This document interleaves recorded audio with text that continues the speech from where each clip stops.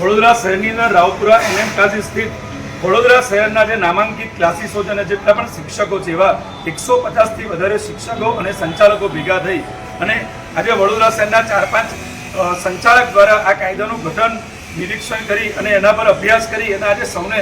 હકારાત્મક અને નકારાત્મક પાસાઓ સમજાવવામાં આવશે. આનંદની વાત એવી છે કે સુપ્રીમ કોર્ટે સરકારશ્રીને જ્યારે કીધું હોય અને એમનાથી જે કાયદો બનતો હોય એમાં ટ્યુશન ક્લાસીસ જે હતા એ ટ્યુશન ક્લાસીસ અનઓર્ગેનાઇઝ હતા, હવે એને ઓર્ગેનાઇઝ તરફ જ્યારે લઈ જતા હોય ત્યારે એ આનંદની વાત તો છે, પણ આમાં કેટલાક નકારાત્મક પાસાઓ હોય અને એ પાસાની ચર્ચા કરવા માટે સરકારને અમે આવેદનપત્ર આપીને રજૂઆત કરીશું કે ગુજરાતનું ફેડરેશન છે, વડોદરા શહેરમાં બે એસોસિએશન છે, એમના પ્રતિનિધિઓ એક કમિટીમાં નિમણૂક પામે અને ત્યાર પછી સંચાલકોની અને શિક્ષકોની જે વેદનાઓ છે એમની જે રજૂઆતો છે એમની સરળતાથી સરકારની અંદર આ રજૂઆતો કરી શકાય અને કાર્ય ખૂબ જ સરળ બને એ હેતુથી અમારી સરકારની અંદર આવી રજૂઆત રહેશે અને